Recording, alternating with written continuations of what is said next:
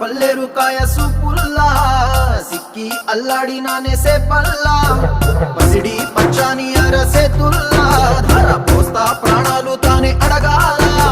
Sita కోకల్ల